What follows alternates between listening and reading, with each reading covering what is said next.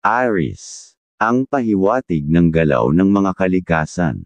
Ang Aries ay taglay ang matibay na disiplina at matiyagang kalooban sa lahat ng gawain. Hindi ito madaling mabuyo sa mga tukso ng pagsuhol o madali ang pagkita ng pera, sapagkat matatag ang paniniwala na ang tagumpay ay bunga ng pagsisikap at hindi ng pandaraya. Ang kanilang prinsipyo ay matuwid. Ang perang kinikita ay para sa pamilya at hindi para sa walang saysay na gastusin.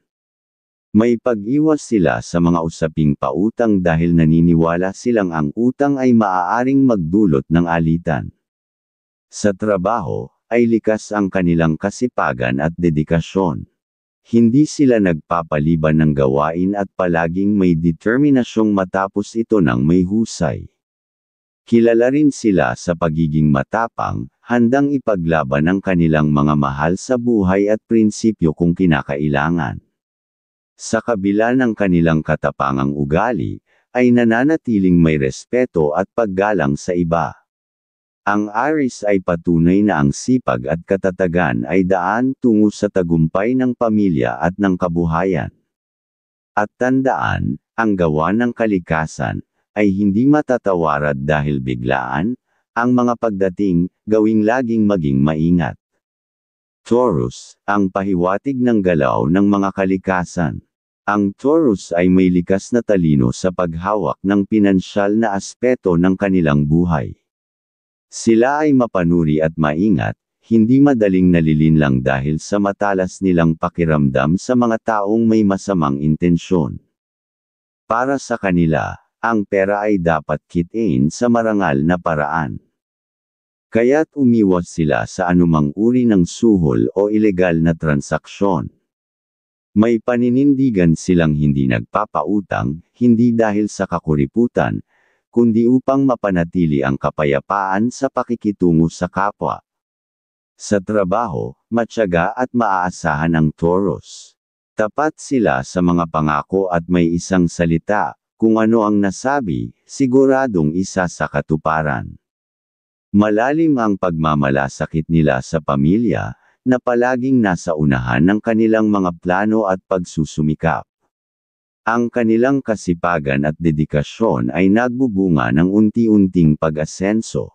Sa gitna ng tagumpay, nananatili silang mapagpakumbaba at patuloy na nakatuon sa mas mataas pang antas ng tagumpay para sa kanilang mga mahal sa buhay.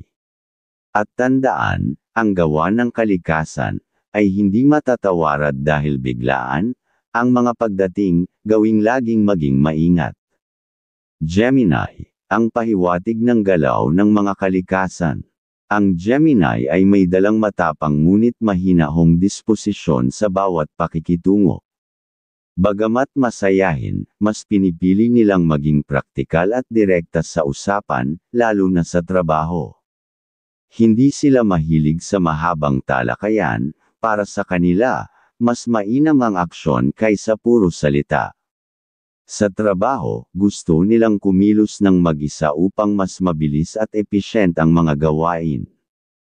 Tapat at masigasig, sinisiguro nilang walang pagkakamali sa bawat gawain dahil ang kanilang hanap buhay ay itinuturing nilang haligi ng kanilang kinabukasan. Sa larangan ng pamilya, bukas palad at puno ng pagmamalasakit ang Gemini. Gumagawa sila ng mga simpleng sorpresa at paraan upang mapasaya ang kanilang mga mahal sa buhay. Sa pag-ibig, tiwala ang kanilang puhunan at hindi nila pinahahalagahan ang selos o inggit. Para sa Gemini, ang buhay ay mas magaan kung may tiwala, sipag, at determinasyon sa bawat hakbang. At tandaan, ang gawa ng kalikasan ay hindi matatawarad dahil biglaan. Ang mga pagdating, gawing laging maging maingat. Cancer, ang pahiwatig ng galaw ng mga kalikasan. Ang Cancer ay may pusong puno ng dedikasyon at malasakit, lalo na para sa kanilang pamilya. Naniniwala sila na ang kasipagan sa trabaho ay susi sa pagkakaroon ng buhay na payapa at sagana. Hindi sila natatakot sa hirap o pagod, dahil alam nilang ang bawat pawis na ibinubuhos ay para sa kinabukasan ng kanilang mga mahal sa buhay. Mapanatili nilang disiplinado ang sarili, lalo na sa usaping pera, hindi sila basta nagpapautang, hindi upang umiwas, kundi upang maiwasan ang di pagkakaunawaan sa hinaharap. Sa usaping emosyonal, sila ay maunawain at mapagpasensya. Kahit minsan ay nasasaktan, pipiliin pa rin nilang maging tahimik at magparaya kaysa makasakit. Sa trabaho, tapat at matulungin ang cancer. Hindi sila nag-aatubiling umalalay sa mga nangangailangan, lalo na kung nakikita nilang may matututuhan ng iba sa kanilang gabay. Para sa cancer, ang tunay na tagumpay ay ang masayang pagsasama ng pamilya at ang pagkakaroon ng kapayapaan sa bawat aspeto ng buhay. At tandaan, ang gawa ng kalikasan ay hindi matatawarad dahil biglaan. Ang mga pagdating, gawing laging maging maingat. Leo, ang pahiwatig ng galaw ng mga kalikasan. Ang Leo ay may natatanging kakayahan sa pamumuno at pagtahak sa landas ng tagumpay. Sila ay matatag at matyaga, lalo na kapag may pangakong binitawan sa pamilya o trabaho. Hindi sila basta-basta nagpapadala sa tukso ng suhol o mga shortcut sa buhay. Para sa Leo, ang tagumpay ay nararapat kitain sa marangal at masipag na paraan. Sa usaping pinansyal, maingat sila sa paghawak ng pera, hindi nag-aaksaya ng yaman sa walang kabuluhang gastusin at matindi ang pagtutol sa mga pautang na maaaring humantong sa sigalot. Sa tahanan, sila ay maalalahanin at puno ng pagmamalasakit. Gagawin nila ang lahat upang mapanatili ang masaya at mapayapang samahan ng pamilya. Sa pakikipagkapwa, maingat ang Leo, umiiwas sila sa usapang walang kabuluhan, lalo na ang mga biro at pang-aasar na maaaring makasakit ng damdamin. Ang kanilang tagumpay ay nakasalalay sa sipag, disiplina, at matapat na puso para sa kanilang mga minamahal. At tandaan, ang gawa ng kalikasan ay hindi matatawarad dahil biglaan. Ang mga pagdating, gawing laging maging maingat. Virgo, ang pahiwatig ng galaw ng mga kalikasan. Ang Virgo ay kilala sa kanilang pagiging mapanuri, maingat, at masipag sa lahat ng aspeto ng buhay. Hindi sila gumagawa ng desisyon nang hindi pinag-iisipan ng mabuti. Sa trabaho, matinding focus ang kanilang taglay, madalas na mas pinipili nilang kumilos ng nag-iisa upang mapanatili ang kalidad at husay ng kanilang mga gawain. Bago sumabak sa isang proyekto o negosyo, masusi nilang pinagpaplanuhan ang bawat detalye upang maiwasan ang anumang pagkakamali. Hindi mahilig sa pakikipag-usap sa mga taong mayabang at mahilig sa paligoy-ligoy na usapan. Sa pamilya, sila ay mapagmahal at responsable, palaging inuuna ang kapakanan ng mga mahal sa buhay kaysa pansariling interes. Sa usaping pinansyal, masinop at praktikal ang Virgo. Hindi sila madaling mapadalos-dalos sa paggastos, sapagkat naniniwala silang ang kinabukasan ay masisiguro sa tamang paghawak ng salapi. Ang kanilang tagumpay ay nakaugat sa sipag, dedikasyon, at paninindigan sa tama at marangal na gawain. At tandaan, ang gawa ng kalikasan ay hindi matatawarad dahil biglaan. Ang mga pagdating, gawing laging maging maingat. Libra, sa pahiwatig ng galaw ng mga kalikasan, ang Libra ay likas na mapagkumbaba, masipag, at may maingat na pag-uugali. Lagi itong nakatuon sa responsibilidad, lalo na kung may gawain o trabaho na kailangang tapusin. May taglay na katapangan ng Libra, ngunit hindi nito basta inilalabas maliban kung kinakailangan upang ipaglaban ang tama. Sa usaping pinansyal, likas na masinop at mapag-ingat. Iniisip muna ang kapakanan ng pamilya bago gumastos. Hindi rin basta nagpapautang, lalo na kung walang katiyakan sa pagbabalik nito. Sa kalusugan, laging may malasakit, partikular sa mga mahal sa buhay, at sinisiguradong maayos ang kalagayan ng bawat miyembro ng pamilya. Gayunpaman, may bahagyang kahinaan sa larangan ng selos. Kapag ito'y umiral, nagiging mas mapanuri at sensitibo. Pinapayuhan ng Libra na panatilihin ang tiwala sa sarili at sa mga taong minamahal upang mapanatili ang balanse sa kanilang buhay. Scorpio. Sa pahiwatig ng galaw ng mga kalikasan, ang Scorpio ay kilala sa kasipagan at matalas na pakiramdam pagdating sa mga usaping pangkabuhayan.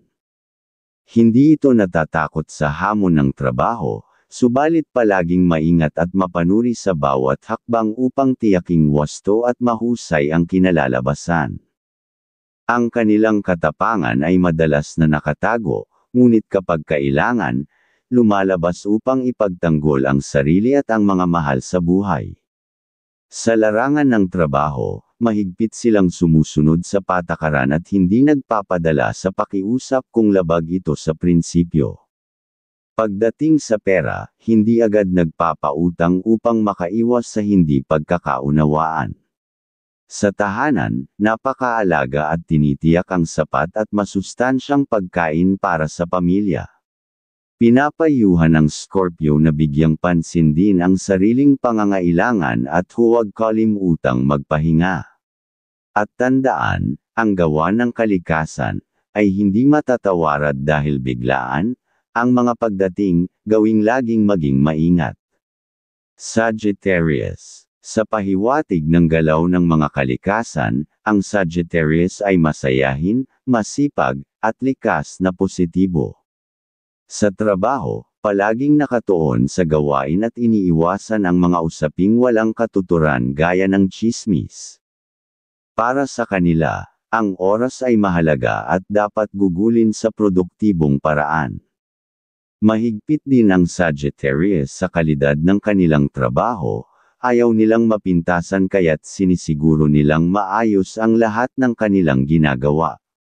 Sa usaping pinansyal, masinop at laging naghahanap ng paraan upang mapalago ang kabuhayan. Sa tahanan, mas gusto nilang puno ng kasiyahan at positibong enerhiya ang paligid upang manatiling maaliwalas ang pagsasama ng pamilya. Pinapayuhan ng Sagittarius na maglaan din ng oras sa pagpapahinga upang mapanatili ang balanse sa buhay. At tandaan, ang gawa ng kalikasan ay hindi matatawarad dahil biglaan, ang mga pagdating, gawing laging maging maingat. Capricorn. Sa pahiwatig ng galaw ng mga kalikasan, ang Capricorn ay kilala sa pagiging maingat at mapanuri, lalo na sa larangan ng trabaho. Hindi sila basta sumusugod ng walang plano, dahil naniniwala silang ang tagumpay ay nagmumula sa maingat na paghahanda. Sa pakikipag-usap, mahinahon at diplomatikong sumasagot upang maiwasan ang hindi pagkakaunawaan. Sa larangan ng pinansyal, maingat din sila at hindi agad nagbibigay ng tiwala, lalo na sa mga bagong kakilala. Sa pamilya, pinangangalagaan nila ang kapayapaan at sinisiguradong may sapat na seguridad ang kanilang mga mahal sa buhay. Pinapayuhan ng Capricorn na huwag masyadong mag-alala at bigyang halaga rin ang kasalukuyang saya ng buhay. At tandaan, ang gawa ng kalikasan ay hindi matatawarad dahil biglaan, ang mga pagdating, gawing laging maging maingat. Aquarius. Sa pahiwatig ng galaw ng mga kalikasan, ang Aquarius ay may likas na prinsipyo at hindi basta-basta nagpapadala sa tukso, lalo na pagdating sa usaping pinansyal. Ayaw nila ng suhulan o anumang pabor na hindi ayon sa tama. Sa trabaho, tinitiyak nilang wasto at malinis ang kanilang gawain, na sinasamahan ng dedikasyon at pagiging mapanuri upang makaiwas sa pagkakamali. Sa usaping pampamilya, laging nagbibigay ng oras upang mapasaya ang mga mahal sa buhay. Maingat din sila sa pagsasalita upang maiwasan ang alitan. Gayunpaman, may pagkakataong nagiging maislan sa mga sitwasyon, kaya't pinapayuhan ng Aquarius na pag-ibayuhin ang pasensya at manatiling bukas ang isipan upang mapanatili ang kasayahan sa pamilya. At tandaan, ang gawa ng kalikasan ay hindi matatawarad dahil biglaan. Ang mga pagdating, gawing laging maging maingat. Pisces. Sa pahiwatig ng galaw ng mga kalikasan, ang Pisces ay kilala sa pagiging tapat at masipag sa trabaho. Hindi sila gumagawa ng walang maayos na plano at palaging sinisigurong may direksyon ang bawat hakbang. Sa trabaho, hindi sila mahilig makipagpalitan ng salita kung hindi rin lang kinakailangan, at mas pinipili ang tahimik na pagtatrabaho. Sa usaping personal, hindi nila gusto ang mga taong may kayabangan at mapagmataas. Sa pamilya, laging inuuna ang pangangailangan ng mga mahal sa buhay at nagsisilbing inspirasyon upang mapanatili ang pagkakaisa. Pinapayuhan ng Pisces na huwag mauyang ipahayag ang damdamin at huwag laging unahin ang iba upang mapanatiling balanse ang sariling emosyon. At tandaan, ang gawa ng kalikasan ay hindi matatawarad dahil biglaan. Ang mga pagdating, gawing laging maging maingat.